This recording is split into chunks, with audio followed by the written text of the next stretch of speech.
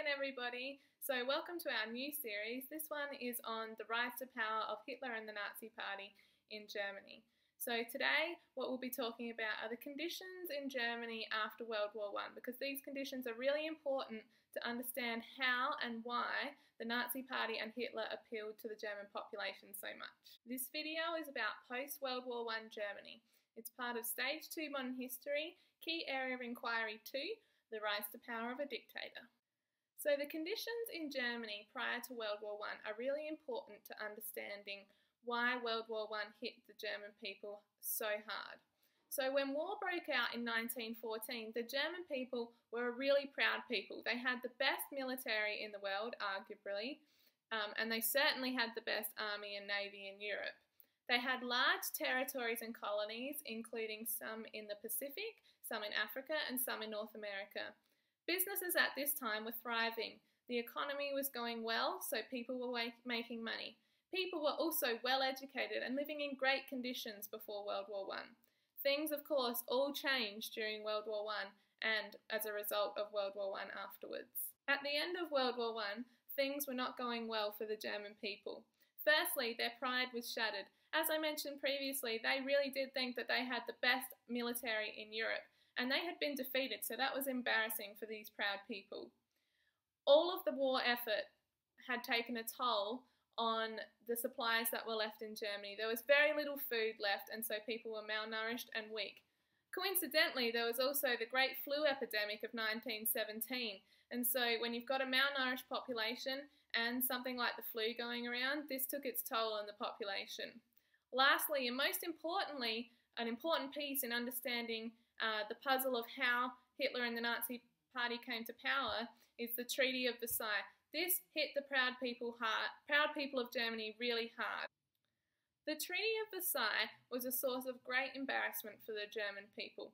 Of course, they had to sign the treaty to end World War I because they had lost the war. They couldn't keep fighting. So basically, they were forced into signing the Treaty of Versailles.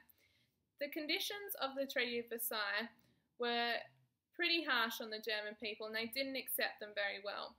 So as a condition of the Treaty of Versailles, Germany lost 10% of its land, mainly on its eastern borders, all overseas colonies, and with that 10% of its land that it lost 12.5% of its population.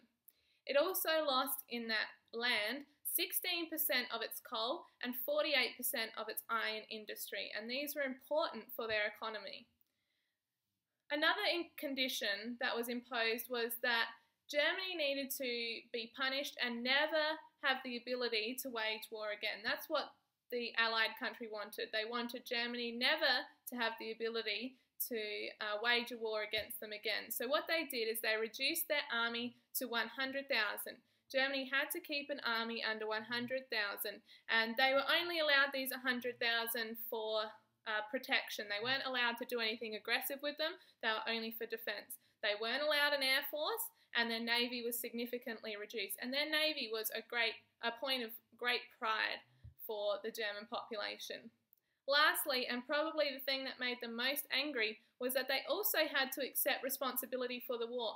They had to say that the war was 100% their fault. They started the war, and then because it was their fault, they had to pay reparations to the countries that they had damaged, mainly to France. And these reparations were so huge that Germany only finished paying them to France in 2010. 5 years after the end of World War I, Germany was in an economic crisis, a severe economic crisis. Germany was virtually bankrupt. Their national income was reduced to about 1/3 of what it had been in 1913.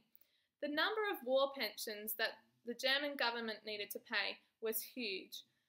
As a result of World War I and the number of men killed in war, there were 600,000 war widows and 2 million fatherless children that needed support from the German government. And by 1925, Germany was spending about 1/3 of its national budget on paying war pensions to those who were left behind by those who were killed in World War I. Another problem for their bankruptcy or virtual bankruptcy was industrial production was low. Production was down to about 2/3 of what it had been in the war. Firstly, because people weren't spending and weren't buying the product, and secondly, because During the war, industry succeeds because it's producing munitions and war supplies, and because they didn't need to do this, industrial production was significantly reduced 5 years later. World War I and the end of World War I created a large division in the German population. Firstly, there was an increasing gap between the rich and the poor during this time, so that divided the population. Secondly, workers were bitter. During World War I, they had their wages cut to support the war effort, but factory owners got rich during this time because they were producing the munitions and the war supplies. So the workers didn't think it was fair that the factory owners were getting rich from the war when they were taking wage cuts to help support the war effort. Lastly, the role of women in war challenged traditional family values. Of course, we know that in World War I, women went out to work and to help support their war effort in factories while the men were gone. And people thought that this had had a significant impact on the family values of the time. In post-World War I Germany, there was also a very unstable government. Of course, before the war and during the war, they were an autocratic system ruled by Kaiser Wilhelm. During the war and towards the end, when it became clear that Germany couldn't keep going, the Allies offered a peace deal, and they were happy to call peace with Germany on the condition that the country become more democratic. Kaiser Wilhelm refused this, but the German people rose against him and he abdicated and fled the country at the end of World War I. They had a new government under Ebert. He was a socialist leader, and he said that the new Germany would support free speech, free religion. However, this was a population that was used to authoritarian rule. They had Kaiser Wilhelm and they had authoritarian governments as long as they knew. And now they had a new democratic government. It didn't go smoothly for Ebert though.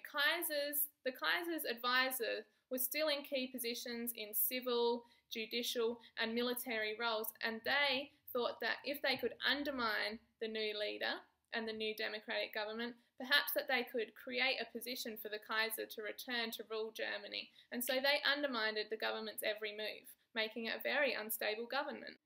The Germans blamed the Treaty of Versailles for their economic problems. Of course, because of the treaty, they had to pay huge reparations to France, and of course they lost so much of their industry and raw material as well. They paid their first reparation instalment in 1921, but couldn't afford to or didn't want to pay in 1922. Of course, this irritated France because they weren't paying what was owed to them as ordered by the Treaty of Versailles. So France actually invaded Germany in the Ruhr region in 1923 to take what was owed. This area was rich in natural resources and raw materials, so they were going to take what they were owed in reparation in the form of raw materials and natural resources. Of course, the government couldn't stand for this, but they couldn't really fight back either. Of course, they were on the end of some raw treatment in the Treaty of Versailles. They didn't have a military that was capable of fighting off France anymore, and they wouldn't have been seen very kindly if they did. So they ordered passive resistance in the form of the workers stopping working, stopping production, so that there was no produced materials or mined materials for the French to take. With the passive resistance to the French in the Ruhr region, now came the real economic disaster. The French reacted harshly to the halt in production and killed 100 workers and ordered 100,000 protesters away from the area. But this wasn't the real problem. The halt in production in the Ruhr region caused economic collapse and inflation. In order to pay off their debts, the German government decided to print more money. However, everybody knows when you print more money, the value of the money goes down because there's so much more of it around. Prices and wages skyrocketed and the mark was worth nothing after this. People would line up for ages, and what would happen is the price could change from the time you're at the back of the line to the time you got to the front of the line. The price would increase and the mark was really, really worth nothing. Before World War I in 1913 in Germany, you could buy a loaf of bread for 0.63 marks. By November 1923, with the inflation problems, a loaf of bread cost 201 billion marks. And if you wanted to get 1 British pound, you would have to pay 14 trillion marks to get 1 British pound.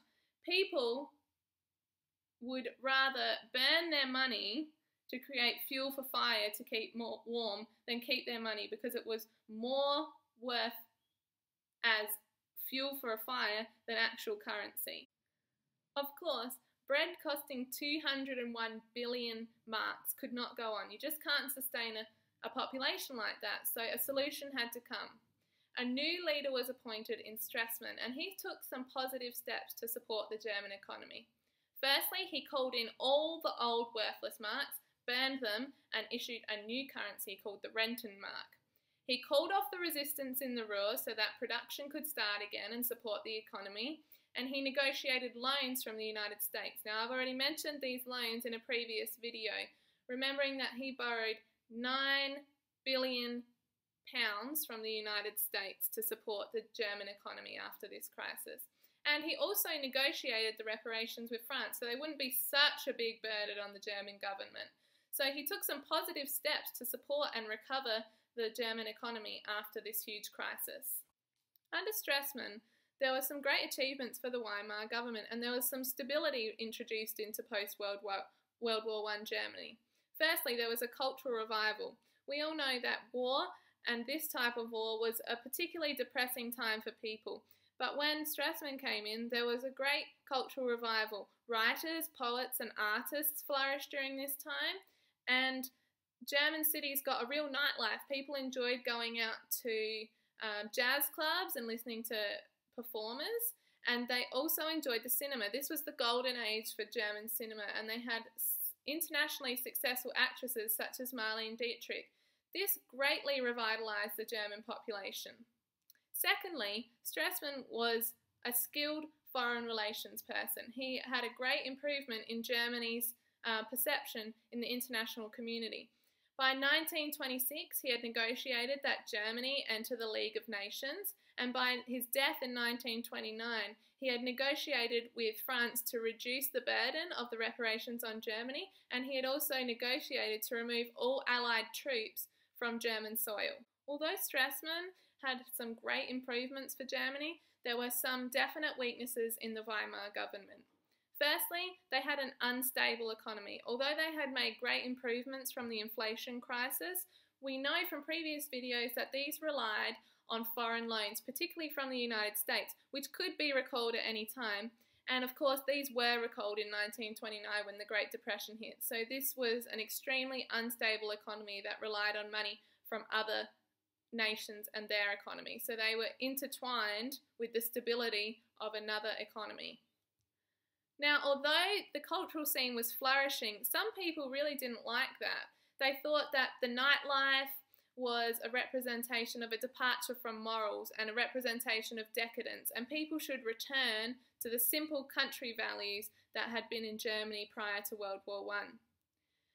They also appeared to be bowing to foreign influence. It seemed that the Weimar government was just accepting the Treaty of Versailles, and they were trying to get in the pocket of the countries that had treated them so poorly during World War I and afterwards, and this didn't sit well with some portions of the German population. There you have it, post-World War I Germany. It was a pretty miserable place to be for a while, especially with the inflation crisis. There were some skilled politicians, including Strassmann, who started to stabilise the Weimar government, but still, in a country that's used to an autocratic leader, they were extremely unpopular with some sectors of the population. Stay tuned for our next video, which is about the early years of Hitler and how he became involved with the Nazi Party. See you next time. Bye.